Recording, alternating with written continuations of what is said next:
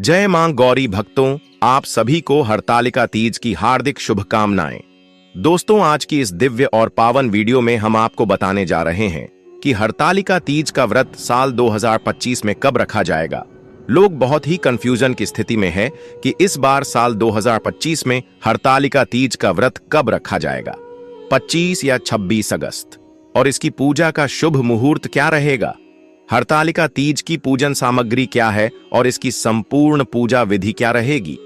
हरतालिका तीज व्रत के नियम क्या हैं, इस दिन क्या करना है क्या नहीं करना, और जो महिलाएं पहली बार हरतालिका तीज का व्रत उठा रही हैं तो उन्हें क्या करना चाहिए, कहां से व्रत उठाना चाहिए, मायके से या ससुराल से, और व्रत के दौरान कौन सी गलतियां हैं जिन्हें करने से सभी को बचाना चाहिए, अन्यथा व्रत टूट जाता है। व्रत में कौन सी चीज है जिनका सेवन करना है और कौन सी चीज का सेवन नहीं करना है, इन सभी विषयों की जानकारी आपको इस वीडियो में प्राप्त होगी। लेकिन वीडियो शुरू करने से पहले आपसे निवेदन है कि यदि वीडियो आपको थोड़ा सा भी अच्छा लगे तो कृपया एक बार लाइक अवश्य कर दीजिए, और अखंड सौभाग्य की प्राप्ति के लिए वह इच्छा पूर्ति के लिए कमेंट बॉक्स में अवश्य लिखिएगा, जय माता दी या जय मां गोरा। तो चलिए बात करते हैं हरतालिका तीज की। दोस्तों, हरतालिका तीज हिंदू धर्म में किए जाने वाले प्रमुख उपवासों में से एक है। हरतालिका तीज व्रत को सभी व्रत में सबसे बड़ा व्रत माना जाता है। इसे भाद्रपद माह के शुक्ल पक्ष की तृतीया तिथि को किया जाता है। दोस्तों, यह सिर्फ एक पर्व नहीं, यह आस्था, प्रेम और समर्पण का प्रतीक है। यह उस पार्वती रूपी नारी शक्ति का उत्सव है जिन्होंने अपने संकल्प और तप से महादेव को पति रूप में प्राप्त किया। सुहागिन महिलाओं के लिए इस व्रत का बहुत ही खास महत्व होता है। इस व्रत में भगवान शिव, माता पार्वती और गणेश जी की पूजा होती है। इस दिन सुहागन महिलाएं अपने पति की लंबी आयु के लिए व्रत रखती हैं और भगवान शिव और मां गौरी से सदा सुहागन का आशीर्वाद मांगती हैं। हरतालिका तीज का नाम सुनते ही आंखों के सामने एक सुंदर सी तस्वीर बनती है। महिलाएं हरे वस्त्रों में सजी हुई, हाथों में मेहंदी, माथे पर बिंदी, मांग में सिंदूर और होठों पर शिव पार्वती का नाम। हरतालिका तीज सिर्फ एक व्रत नहीं, बल्कि एक स्त्री के प्रेम, त्याग, विश्वास और शक्ति का प्रतीक है। इस दिन महिलाएं भगवान शिव और माता पार्वती की पूजा करती हैं और अपने पति की लंबी उम्र व सुखद वैवाहिक जीवन की कामना करती हैं। दोस्तों, हरतालिका तीज का व्रत निर्जला और निराहार होता है, जिसमें महिलाएं रात्रि जागरण करती हैं और व्रत को संपूर्ण करती है। इस व्रत को कुमारी लड़कियां भी रखती हैं, माता पार्वती जी की तरह अच्छा वर प्राप्त करने के लिए। इसलिए जो कुमारी लड़कियां इस व्रत को रखना चाहती हैं तो वह रख सकती है। आपको बता दें कि हरतालिका तीज का व्रत भगवान शिव और माता पार्वती जी के पुनर्मिलन के उपलक्ष्य में मनाया जाता है। ऐसा कहा जाता है कि माता पार्वती जी ने भगवान भोलेनाथ को पति के रूप में पाने के लिए कठोर तप किया था। माता पार्वती के कठोर तप से प्रसन्न होकर भगवान शिव जी ने उन्हें पत्नी के रूप में स्वीकार किया।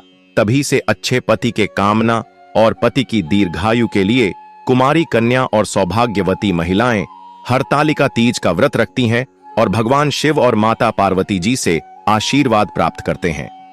चलिए भक्तों, अब सबसे पहले हम जान लेते हैं कि हरतालिका तीज का व्रत कब रखना है, पूजा का शुभ मुहूर्त क्या है। यह जाने इससे पहले हरतालिका तीज की सामग्री, पूजा विधि वह व्रत के नियम समझ लेते हैं। सबसे पहले पूजा की सामग्री एकत्रित करना है, उसके बाद आपको पूजा करना है। लेकिन आपको हम बता दें कि है व्रत सभी व्रत में सबसे कठिन व्रत होता है, क्योंकि दोस्तों, हरतालिका तीज व्रत को निर्जला और निराहार किया जाता है। सूर्योदय से लेकर अगले दिन सूर्योदय तक अन्य जल ग्रहण नहीं किया जाता है। हरतालिका तीज व्रत करने पर इसे छोड़ नहीं जाता है। प्रत्येक वर्ष इस व्रत को विधि विधान से करना चाहिए। हरतालिका तीज व्रत के दिन रात्रि जागरण किया जाता है।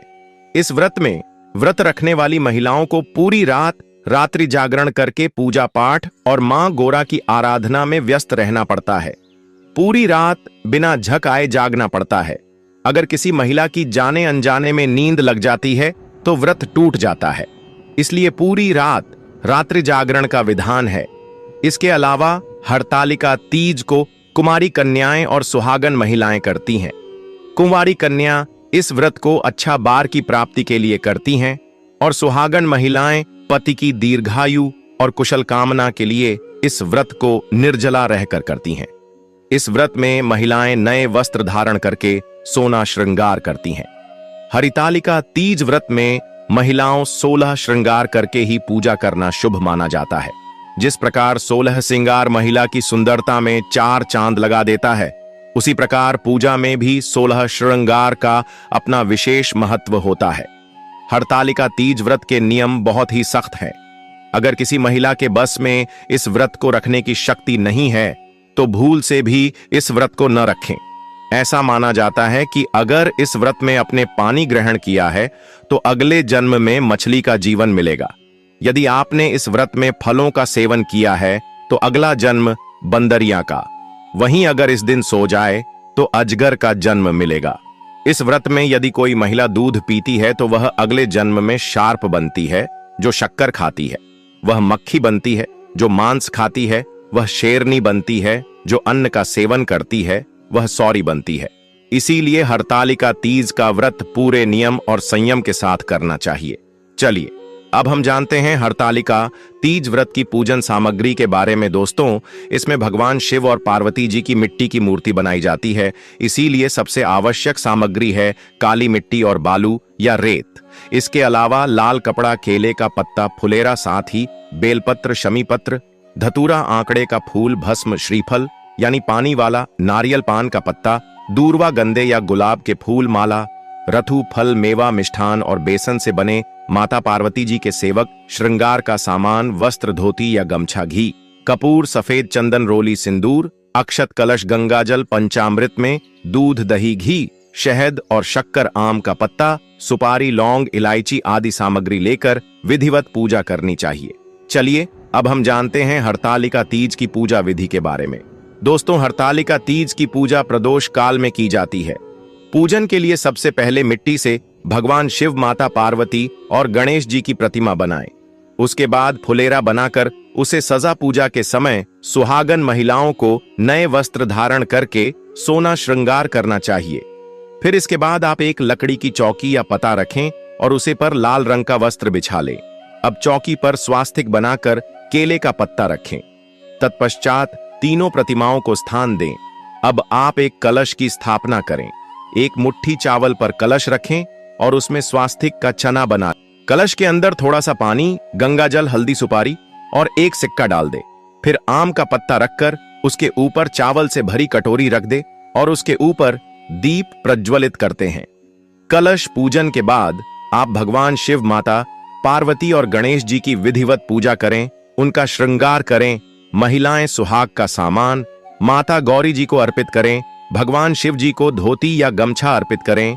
विधिवत पूजा अर्चना करने के बाद हरतालिका तीज व्रत की कथा पढ़ेगा, सुने। उसके बाद आरती करें, जिसमें आप सबसे पहले भगवान गणेश जी की आरती करें, फिर भगवान शिव जी की, तत्पश्चात माता पार्वती जी की आरती गए। पूजा के बाद आप भगवान की परिक्रमा करके उनका आशीर्वाद लें। फिर रात्रि जागरण करके भजन कीर्तन करें।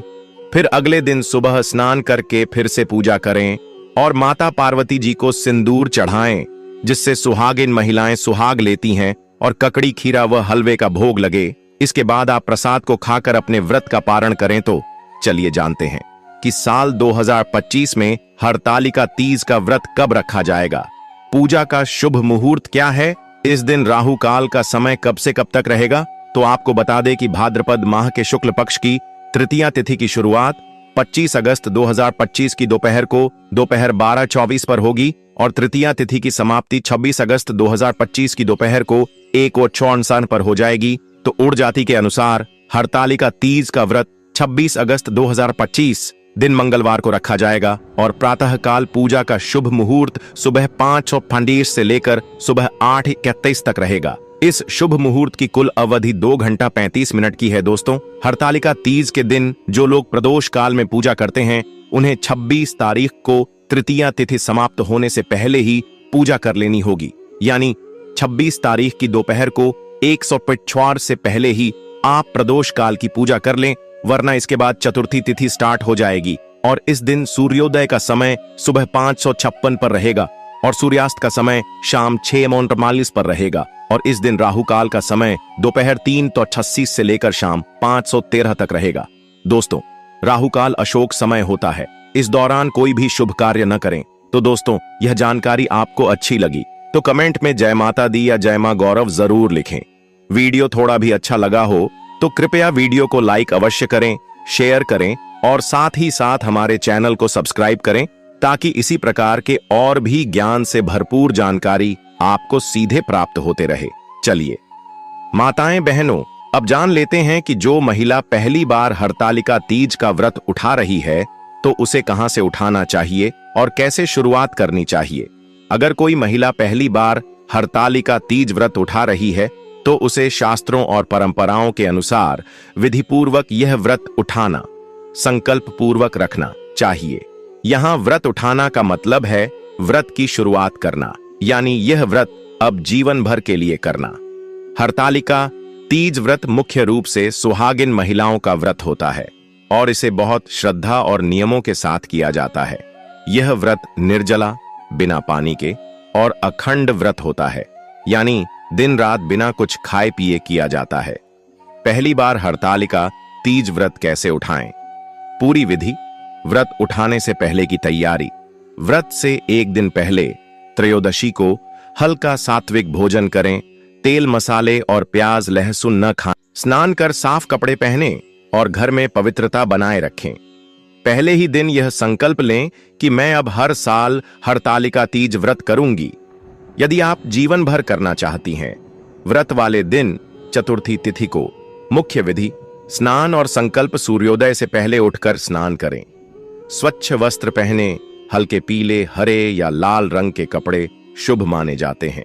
एक चौकी पर लाल कपड़ा बिछाएं और उस पर माता पार्वती और भगवान शिव की मूर्ति या चित्र स्थापित करें। मिट्टी से शिव पार्वती की प्रतिमा हरतालिका स्वरूप बनाएं। इसे हरतालिका देवी कहते हैं। संकल्प लें। व्रत उठाना। हाथ में जल, फूल और अक्षत लेकर संकल्प लें। एयूएम शिव पार्वती प्रसन्नार्थम हरतालिका व्रतमहम करिष्ये। अर्थ, मैं शिव पार्वती को प्रसन्न करने के लिए हरतालिका तीज व्रत करूंगी। इसी संकल्प से पहली बार यह व्रत उठता है। पूजा विधि। माता पार्वती और भगवान शिव को जल, दूध, फूल, बेलपत्र, धतूरा, फल आदि अर्पित करें। चूड़ी, सिंदूर, मेहंदी, बिंदी आदि सुहाग सामग्री अर्पित करें। हरतालिका तीज व्रत कथा सुनें या पढ़ें। जरूरत हो तो मैं दे सकता हूं। रात भर जागरण करें, कथा, भजन, कीर्तन करें। व्रत पारण। अगले दिन पंचमी तिथि को सूर्योदय के बाद व्रत पारण करें। पूजा के बाद फल, जल आदि ग्रहण करें। ब्राह्मण या किसी सुहागिन महिला को भोजन करवाकर दान दक्षिणा दें। व्रत कहां से उठाएं? सांकेतिक रूप से व्रत उठाना कोई भौगोलिक स्थान से नहीं होता, बल्कि यह एक संकल्प प्रक्रिया है। इसे आप अपने घर के पूजा स्थान या किसी शिव पार्वती मंदिर में जाकर भी कर सकती हैं।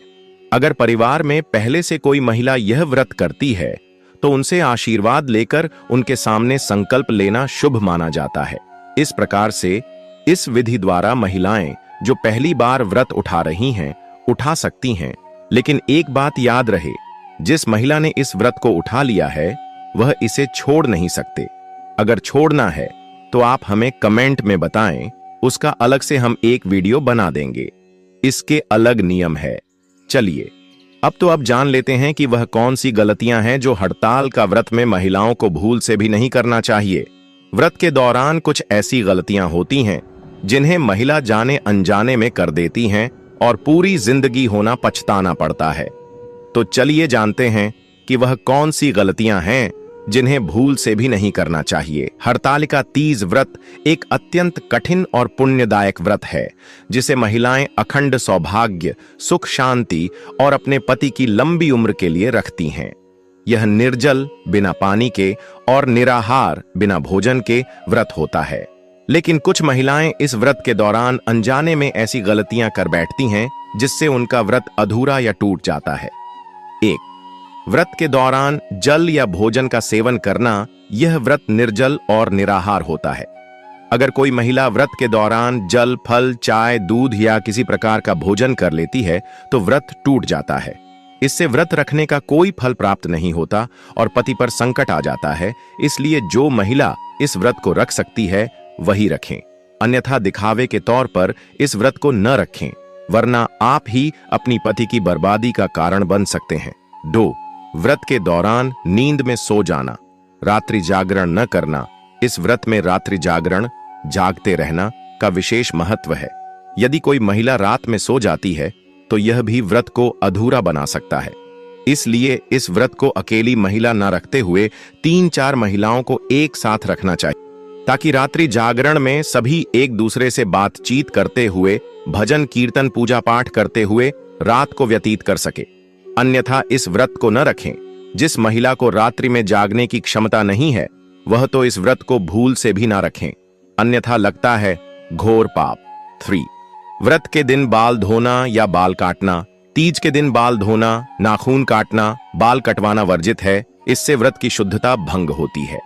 कुछ महिलाएं या कुंवारी कन्या होती हैं जो इस दिन 16 श्रृंगार करके तैयार होती हैं और अच्छा देखने के लिए अपने बाल या नाखूनों को काट लेती है।